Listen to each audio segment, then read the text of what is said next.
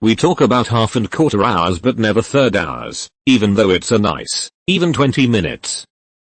Can you please put this concept back in your head? I can't get it to leave months by. Don't worry. It'll be fine in 2/3 of an hour. Lol. It was proven with burgers that Americans have no idea what 1/3 is. Just give me my quarter pounder like I paid for, damn it. They call it Royale with cheese.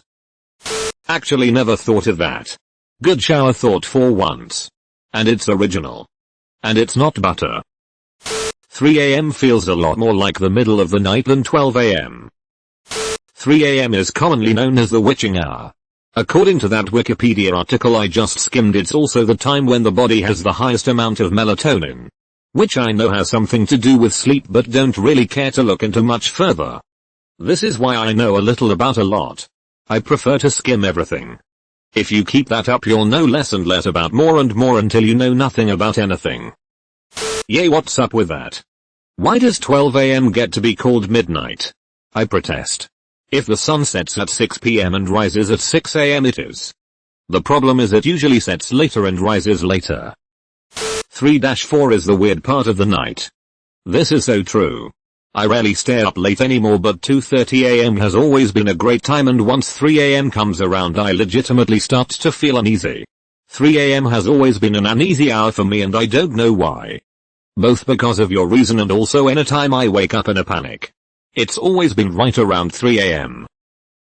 We haven't seen a YouTuber or any social media personality get old, from their 20s to 50s, because of how young the platforms are relative to us. Therefore we have no idea how they will handle that and whether these people will get other jobs or how drastically their content will change.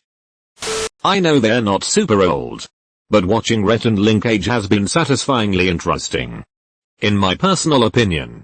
It's nice to see people not shying away from getting older. It's been really weird for me. Link's hair is grey now. Edit, it is. However. Kind of cool to see their content get slightly more mature as their initial fanbase grows up, although I understand why some people are unhappy with that. Their comments are funnier and more mature. But I feel like the actual games or challenges they do are childish. I've been skipping most of their videos cause they just seem dumb. I wish they would do something else. Like just talk, but I guess that's personal preference. Obviously what they're doing works and gets them views. Good for them. Their podcast will suffice.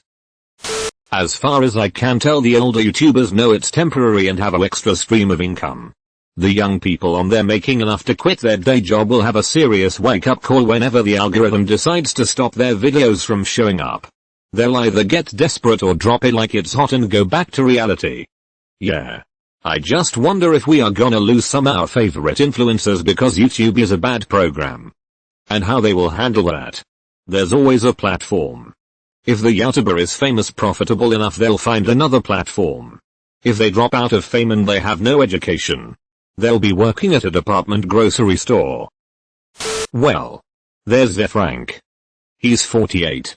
Not exclusively a YouTuber. But one of the OGs. Funny guy. The occasional true facts are cool. But I do miss a show. I like how he says babies. The sound of your back cracking can be one of the most relieving sounds or one of the most concerning. It all depends on the intent. One time it felt like my entire spine cracking when I was tackled weird playing football. Very satisfying and very concerning at the same time. I have costochondritis. I'm not even 30. It all started around 12 years ago. Every 5 months or so my chest would feel really tight and it hurt a little when I took a deep breath, but when I put my shoulders back my entire ribcage would crack. And my boyfriend would crack my back for me. Now it's at least 4 times a day me chest hurts and feels tight. All I have to do is take a deep breath and everything will crack, and I twist my back a little and my back will crack. It really sucks. I like having a family member stand on my back to crack it every few days, but not 4 times in a day out of sheer necessity. That sounds horrendous. I sincerely hope your condition gets better to manage in the future. Shit. I have this when I'm standing for some time. I feel tight and just hands behind my back. A little shove. Boom. I'm free. Just. Like. You. Darn man. Don't tell me I have another condition. Shit. Edit. I am able to push my lower back. The sacral lumbar joint. The one with 2 points sticking out and the resonating pop is huge. Like a loud bang. I used to have someone stand on there and dance till it popped. Now, I can do it on my own. There's actually a word for sounds made under the skin, crepitus. Which is Latin for cripes.